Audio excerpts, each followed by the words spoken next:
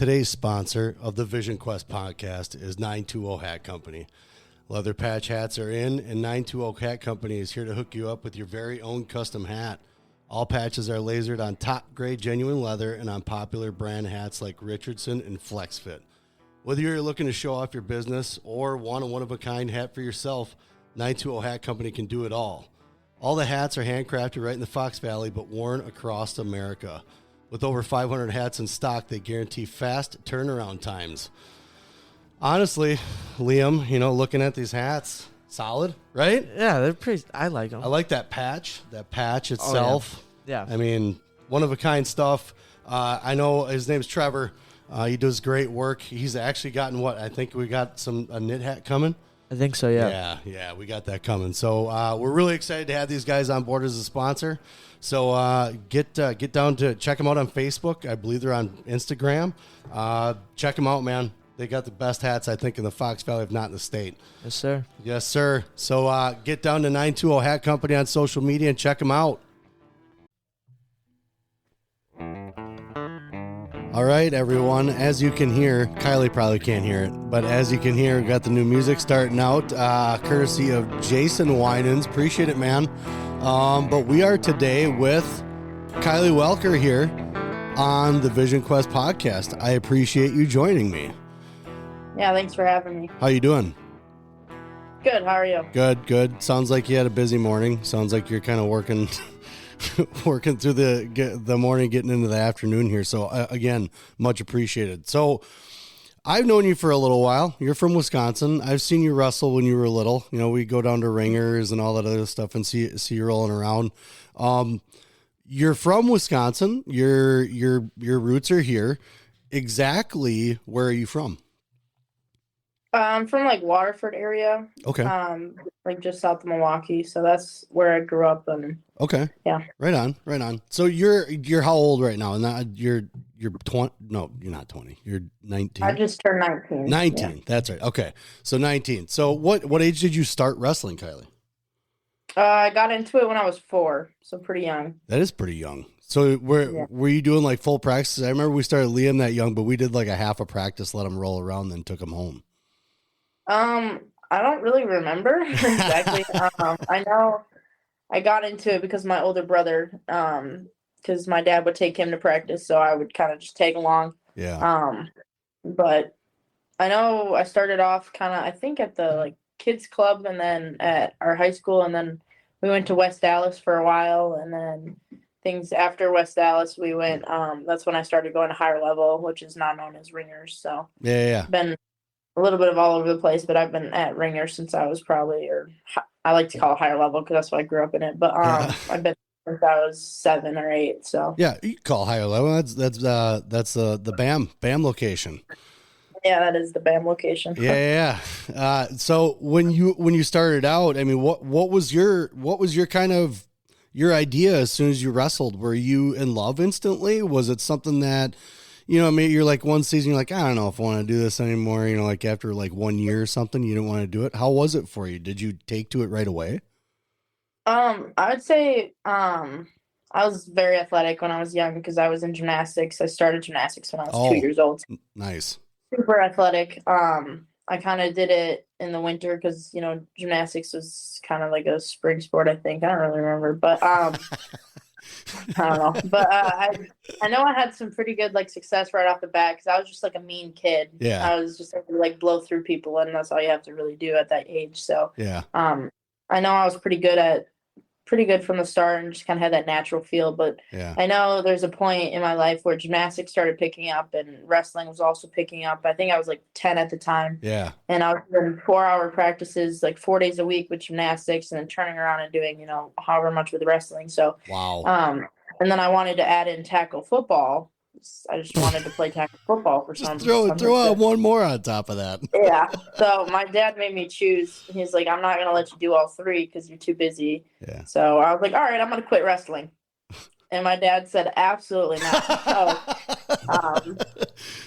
yeah, Yeah. I ended up giving up gymnastics and proceeded to do wrestling and football, and then I also joined like a boys like traveling baseball the same year. So just kept adding on. Just I was gonna say baseball. What's next? Let's throw in some hockey while we're at it. See if maybe we can do 2 practices in a day. Yeah. Wow, so you were active, man. That's crazy. So obviously you don't like sitting around. You don't like getting bored. You want to be doing stuff. So that, I mean, wrestling almost fits you perfectly because you have to move the whole time. So unless you're moving, you're losing. Yeah, no kidding. So when did you start to kind of dial it down and really make it your love? What brought that on? I'd say like, I remember like specifically, I think I was 7 at the time. Yeah. I went to my first ever national tournament for girls. Like I wrestled guys growing up and went to nationals for guys and whatnot. And the only time I ever really wrestled girls during season was at like youth state because we weren't allowed to wrestle the boys, so I had to wrestle the girls. Huge brackets too. Huge brackets. Yeah. So I ended up going to nationals one time, and they had a flyer for the 2016 Rio Olympics. Oh yeah. And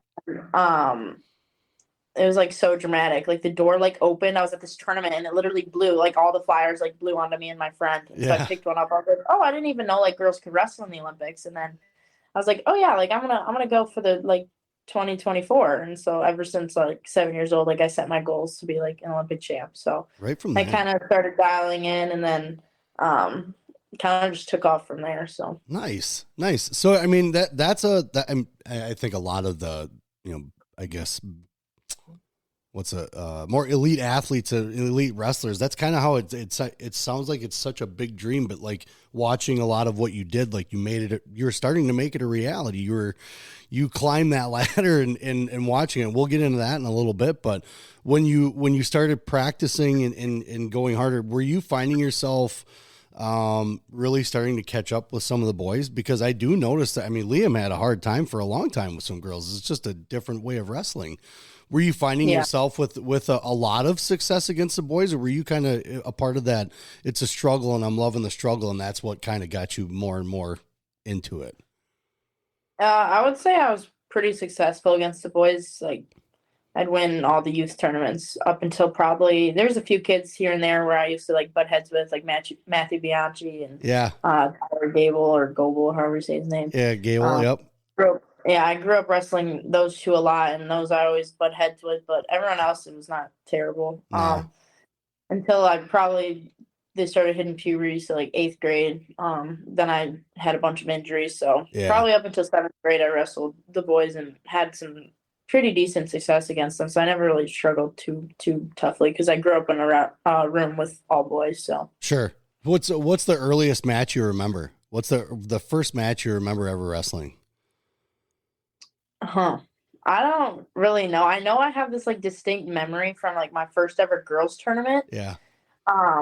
Because like I was super young. I think I was 5 at the time, and I have this like very distinct memories because when I was younger, my dad would not let me hit headlocks. Sure. Because like you go to a youth tournament and you just see all these kids hitting headlocks, and it's just like not gonna work. Like once you get older. So my dad would never allow me to like hit headlocks. And I was wrestling this tournament, and this girl threw me in a headlock.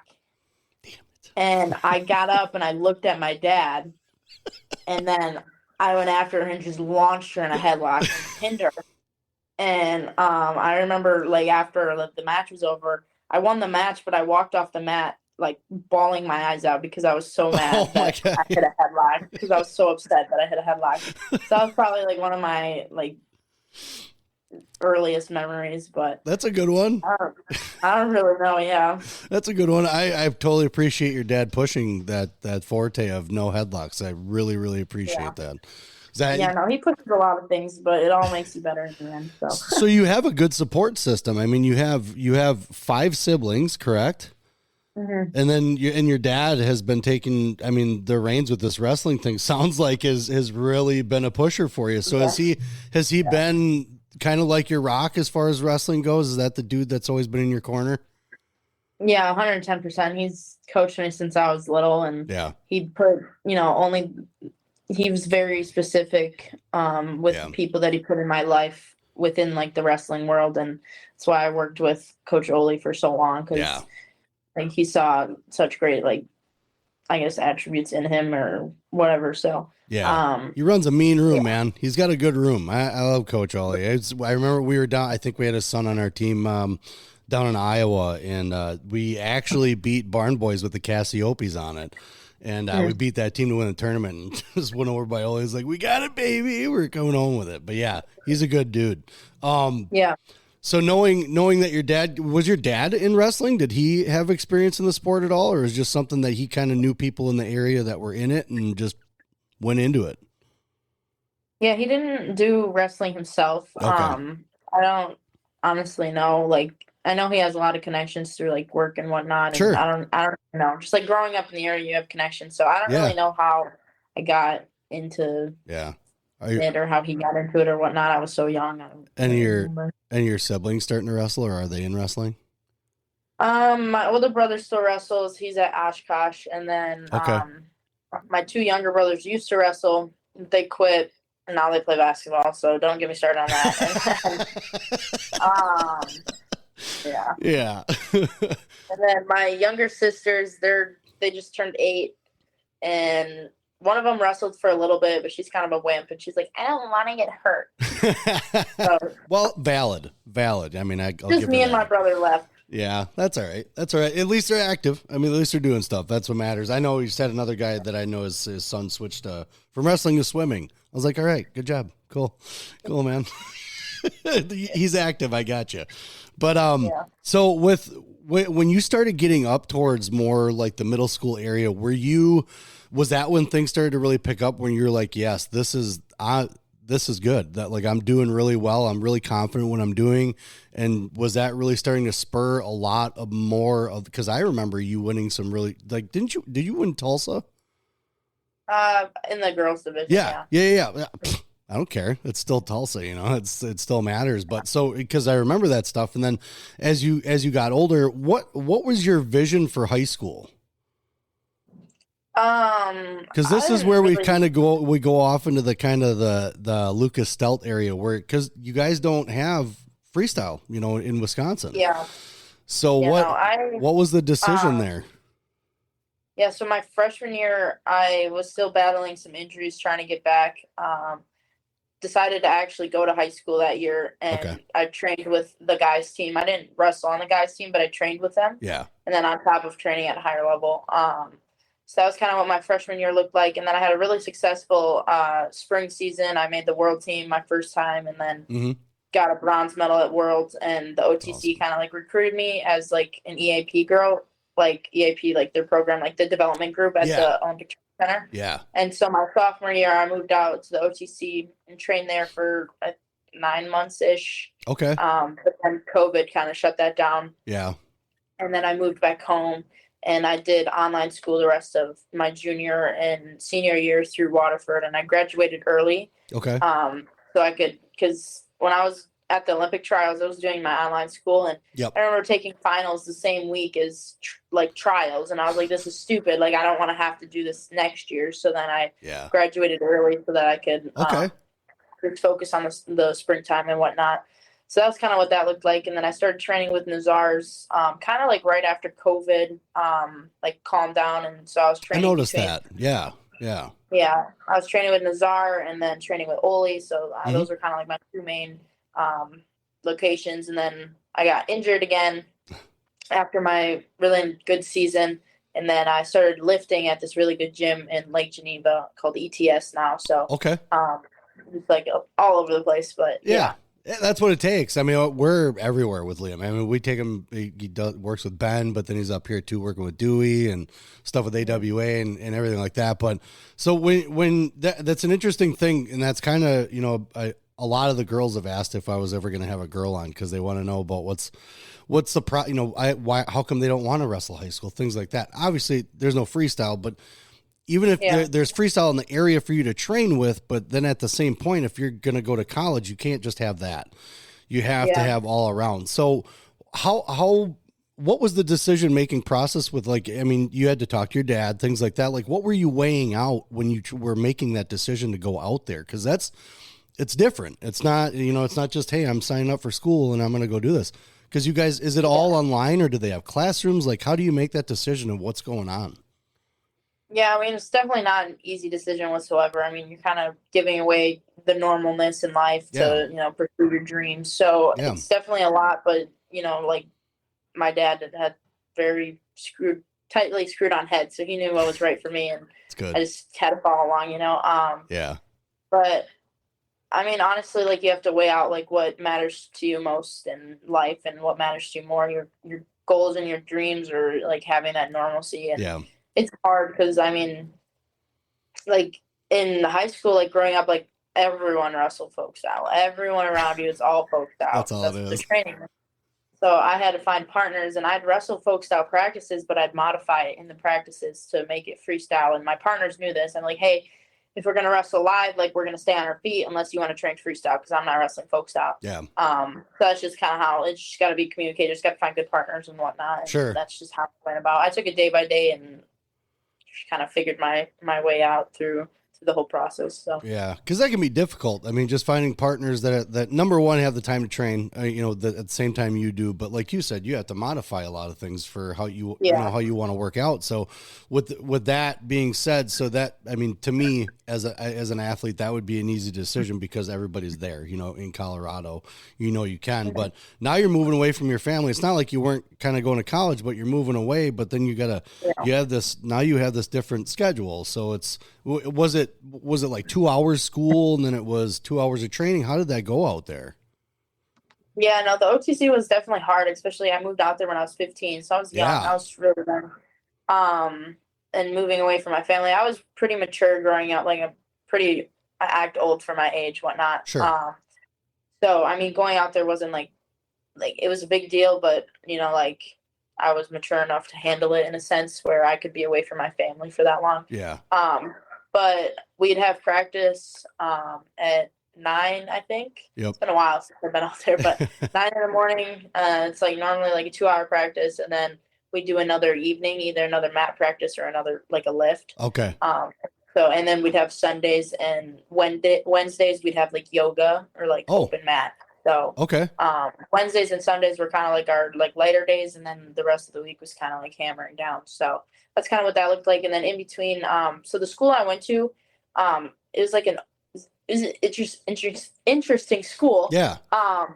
It's like online students, but then you also have the option to go into school and like do school in person, but it's like an open like layout, kind of like they don't really have classrooms. Sure. Yeah. So I went with some of my other like EAP friends, and we'd go into school and just work on schoolwork like online, in like a classroom, like a school setting almost. Yep. So that was nice to get a little bit of that. That's cool. And then we did that, and then we'd have like little study sessions. So all of us in the EAP program would have to go to study sessions. They'd be like an hour and a half to 2 hours long. So, okay. Yeah. Yeah, they kept on top. I'm always been like pretty good with my grades. I'm pretty sure I had 4.0 when I was out there. So they never had to worry about my grades. I'm pretty like on top of it, but they're really good about like staying on top of it and, just looking out for you because we're all so young. Yeah, right. And I mean, they kind of got. I mean, that's tough. I mean, like you said, though. I mean, you're a little more mature for your age, but I mean, you had to grow up, kind of quick. You're kind of helping with the family a lot, making some decisions and helping with siblings and stuff like that. So yeah, you were a little more mature than most. So with the schedule, did you find yourself really able to kind of time manage? Because that's a big part of, especially with a schedule like that. You got to be able to time manage. Was that hard? No, it wasn't. But it's like going off to college. Like you get free time and you get downtime. And it's like, what do I do? Oh, I'm gonna sleep. Yeah. Or I'm gonna go hang out with friends. So it's easy to fall into bad habits when you have no one there to kind of kick you in the butt to get you going. So definitely fell into some bad habits there, and my dad recognized it and kind of pulled me out. Nice. Yeah. No head throws. Come on now. Stop it. Yeah, no kidding. Well, that's cool. So I mean, so you were out there. You were only out there for 2 years before you made the decision, right? Out at the OTC. Yeah. I trained there like leading up. I trained there leading up to like Cadet World. So I was there pretty much all of July. Okay. And then I went home for August, and then I moved out late No, I moved out beginning of August. I was there all of June. Okay. And I was home for July and then moved out August and left in March because the COVID. Yeah, right. Yep. And then you, so, I mean, you did really well. I just watched some of your videos before of against Blades, and then it's kind of, I watched the one where she got knocked out, and that was a good matchup to that point. But then watching some, I got to see some of your youth matches, things like that. But you got progressively more awesomer. Like you were just watching your confidence too, as you pay attention sometimes to how people just go on the mat when they look around, how they look, they're just their demeanor a little bit. You can tell if they're I guess fully ready or not fully ready, but your confidence seemed to build more and more.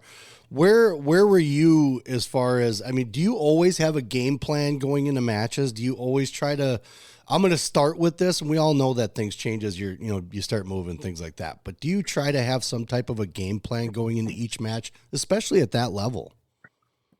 Yeah, I mean, it definitely depends on the competition. When I was younger, my dad used to make me set goals of like what shot I wanted to hit or what I wanted to work on in the match, and that's like the only thing I was able to do. So like I kind of grew up that way. Like if I'm gonna wrestle, like a youth tournament or like an easier tournament, like I'm gonna set goals for myself, and I'm only able to hit those. Yeah. Because I need to work on that. So that kind of helped me like growing up and whatnot. And I mean, now I don't like to think about the match or overanalyze what my opponent does, because I like to focus on myself because you can't control them. You can only control yourself. So I like to just focus on like my offense and whatnot, and kind of if I'm gonna go out there and I have like a tough match, like I'm just gonna do what I do best. Yeah. And but if there's like needed to add strategy, like obviously I'll train it and I'll work over it and be mindful of whatever they're gonna try to throw at me. But I don't really try to game plan too much. I just kind of like have a mental routine and kind of just like focus on myself. Okay. Yeah, man, totally makes sense. And I think everything works for everyone in certain aspects and whatever they choose to do. So, I mean, it's working. I mean, obviously the process you were going through, I mean, just watching you wrestle was awesome, especially the past couple of years. Now it's even more fun to watch you wrestle as a Hawkeye. That's probably one of my favorite things on top of all of it, because I'm a huge Hawkeye fan. But when you're out at the Olympic Training Center, what were your thoughts, and what were, as far as the collegiate side of wrestling? Because it is freestyle, so it's not really an argument about that. But what were your thoughts as you're at the training center, going through school, getting prepped, all those things? But what were your thoughts about possible college, or even going to college to wrestle? Or were you just, nope, I'm most likely going to stay here so I can keep doing my Olympic thing? What were your thoughts going through that? I didn't really think I was going to go to college, just because I didn't have, like, when I get older, like, I'm going to coach, so I didn't really have necessarily, like, academic goals or strive to be, like, get a sort of degree or whatnot. Sure. So, I mean, I wasn't really thinking about college, especially because, I mean, it didn't make sense to me to put a bunch of money into college. And, like if I felt like it wasn't up to like where I needed to be and where it needed to take me. So I just didn't think there was programs at the time when I was growing up that could do that for me. And then Iowa announced, and then Coach John was the coach, and I was like, oh. I was like, this might change my plans a little bit. So, was that immediate? So were places reaching out to you? Were there schools before the Hawkeyes, all this? Were there schools reaching out to you at that point? Yeah, there was a few. I think Iowa Wesleyan was one of the first to kind of like try to recruit me, and then North Central were trying for a while. I don't know, and then I mean, I've had college coaches come up to me and kind of tell me, like, I know, like, last year, like, after I made my Olympic run and whatnot, they just come up to me and be like, hey, I don't think college is on your mind, but if you ever want to visit, like, you have my number, like, just let me know. But, like, I'm not even going to try at this point, because I know, like, you have bigger aspirations than college. But if you want to go, like, let me know. So that was kind of funny. So I didn't really necessarily get, like, a ton of, like, people trying to, like, jump on me, because they're just kind of figured, like, she's not even going to wrestle in college. But they saw your road. Yeah. Yeah. Yeah.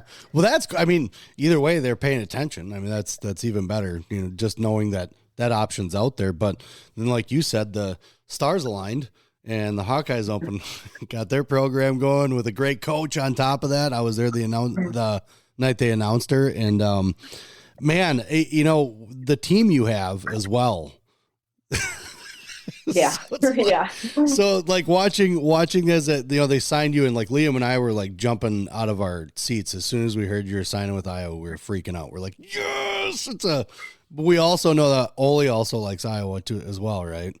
Yeah, he does. So that's been pounded probably into some of the kids in the room about, and which is awesome because I think that's Ole's style. That guy's a hammer. He is a little spitfire.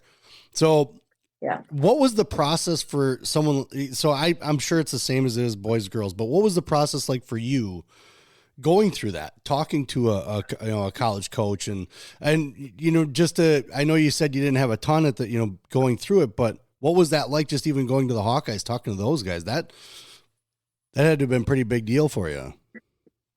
Yeah, no, for a while, I was so stressed out because I didn't know what I wanted to do. There's, the OTC route, there's Iowa, there was WCAP, there was staying at home and training with my coaches at home. There's RTC routes, there's UNC. Like, there's just so many options out there that I was just like so overwhelmed. And I think I called almost everyone that I look up to and everyone that I know has the best interest in mind, and just kind of sat them down and like talked to them about the pros and the cons of going to Iowa and the pros and the cons of this and whatnot. And I talked to so many people, like there's so many people that helped me like through like make this decision.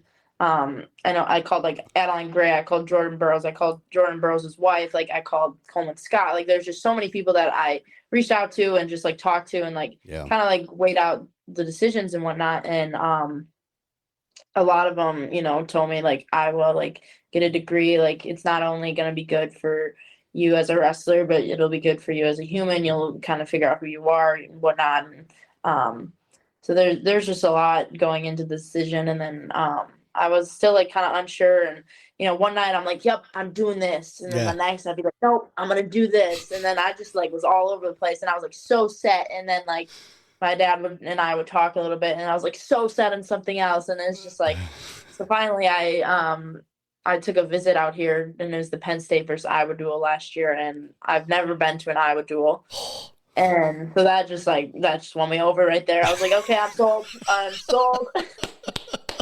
So I just like couldn't imagine. I got goosebumps sitting there like at the duel, just watching, and I like couldn't imagine like myself walking through that tunnel and like the flames and whatnot. And I was just like, that would be so cool. So, and then like on top of it, like I said, great coach and great environment and everything that you need to lead. So and that place is filled almost every single, and it's loud, and we're up at the top, and it was insane just watching them up there. We got goosebumps from the top, just watch like, holy cow, what is going on in here? Because then you go into another gym and it's like 50 people, so you got 17,000. It's like, holy cow, wow. Yeah. So you're at this, you're at the OTC, and you're going through this process of talking about schools. You have to have education in mind, what you want to go to school for, and nobody wants to go to schools for something that they hate. So you got to be able to know that where you're going to go has something they like. So obviously Iowa had something that they offered. What kind of schooling you get? What are you going to school for? I went like my first semester I was open, and I don't think I'm technically declared yet, so I'm still open. I was just like, I'm not going to declare until I know exactly what I want to do. Yeah. Smart. So, I mean, I'm just doing sport and rec management with like a coaching path. So it's just like, it's something that I'm interested in, and it doesn't bore me to death. So it hasn't been too bad so far. That's cool. No, and I mean, you talked about that before too, just wanting to coach. So, I mean, that kind of fits into what you want to do anyway. So that's perfect. I mean, it kind of rolled in nicely for you. You're really good. You're really good at a sport. People pay attention, and things really are starting to happen, and they're getting better. So what is the season looking like for you guys? You signed, you're going out, you're practicing. Were the practices harder? I mean, how are the seasons boiling up for you guys? Yeah, I mean, all coaches like run practice is different. Yep. Like I've been to a room where one practice ran one way and then the next is ran a completely different way. So, I mean, I'm used to Oli, who's like jumping down your throat 24/7 and just kind of like hammering on you. So, Yep. It's definitely an adjustment because like the coaching styles are different and whatnot, and the workload's a lot different. Like I'd work with, Oli and Nazar I'd probably wrestle only 4 times a week. Yep. But they'd be so intense that I'd be dragging my feet out the door. So just adjusting to just like the workload, and now you add in, practices, you add in lifting, you add in school throughout the day, and then you go in again and do another workout at night, and then you add in rehab, and it's just like so much coming at you. So it was hard to adjust to that, but I mean, so far we get on the mat like 6 days a week, and then Nice. we have Sundays off, which is really nice, kind of like that regenerate like for the work week coming ahead. So and then we lift 4 times a week and on the mat. Nice. Anywhere from two times a day, 1 to 2 times a day. So it's not too bad, but it's definitely busy. Have you learned limits? Like limits, like personally, like body. I mean, your workouts, body. I mean, have you learned limits now? Because you're getting. I mean, when I was in my 20s playing sports, I was playing soccer. My body, it was telling me things, certain things. And you're talking about rehab. So, how are things going? Are you healthy? You feeling good? Season's looking all right for you? Yeah, I mean, I'm coming back from my elbow surgery still. Yep. Was kind of dealing with that a little bit, so that was kind of like worked into it, and then I kind of eased back onto the mat once I got here. Yeah. And then I mean, for the most part, like I competed at the Salute, ended up tweaking my knee in the final, so just kind of like getting back and getting healthy for that. But for the most part, it's going really good. To take really good care of us and whatnot. So, and I've definitely learned my limits. I think I have a meeting with my coaches right after this to kind of sit down and talk about what it looks like moving forward and how much I'm going to be on the mat and how much I'm going to just be working out and whatnot. So right on. So when you guys, what do you guys have coming up next? What do you guys have going on? There's a lot of girls competing at like open tournaments. So we have one girl, Ava's competing this weekend in Indiana at the Indiana Tech Open or whatnot. And then we have a bunch of us going to, we're trying to get to go to the McKendree, the Bearcat Open or whatever it's called. Okay. Yeah. But we have to have, there's certain like the wording of their flyers and their advertising has to be right in order for us to compete, because we can't lose our eligibility. So it's just like there's a lot of figuring out that we have to do yet. And so I might drive a bunch of my teammates down there because I'm one of the only ones with a car out here. So we're going to all go and drive and watch them compete down there. And then there's another tournament right after that. There's another tournament. And then, I mean, all of us are focused on the Open and World Team Trials in April. So yeah. Oh, that's the real focus right now is that coming up. Okay. And so this is all practice in between. So when you guys hit the mats, definitely let me know, because I mean, I'll be watching the schedule. I see everything you put out there, but put it out there because we want to watch. We're excited to see you do stuff. It's really cool. Number one, you were the first one to sign with the Hawkeyes in their program. And it's really cool that you're on top of your game. So it's even more fun to watch because you're that person. To me, you're like the Spencer Lee of the women's program. That's what I told Spencer Lee. I saw him on my visit. I said, I'm trying to be the Spencer Lee of the women's side. And he told me, he's like, you're going to do better than that. And I was like, but it was just cool to hear that from him. That's really cool. I mean, and you're around legends, man. I mean, there's a lot of places you can still go and be around legends, but you're around some really good people, and you're surrounded by, your family, which has been a huge support system for you. How far of a drive is that home? It's like 4 hours, so it's not bad. It's not terrible at all, no. Right? Perfect. You can make a weekend trip out of it for sure. Yeah, that's cool. And your support system isn't far away either. So you're kind of living the dream, but if I was a kid, I wouldn't want to be in school. I just want to be wrestling. Yeah, exactly. Well, I really appreciate your time, Kylie. I'm gonna let you go. I know you got some stuff to do and you got some things to talk about with coaches. So we are going to leave it at that. Congratulations on the success and good luck. Thank you. Coming up. Thank you. Tell the team good luck. Since I'm an Iowa fan, can you tell Tom and Terry I say hi? For sure. All right, man. I appreciate it. We'll talk to you later. All right. See you, Kylie. See you. Thank you. Yep, you bet. All of our episodes are brought to you by Appleton Tattoo, located at 117 South Appleton Street in Appleton, Wisconsin, right off the main drag on College Avenue. You can't miss them. I've had some work done. I have a Celtic cross that covers my back that was done by Jason. We're not done yet. Jason Winans and crew, the artists that he have there, those guys are the best in the Fox Valley. They are definitely one to go to if it's something that you've just been kind of throwing around. They'll make you feel comfortable.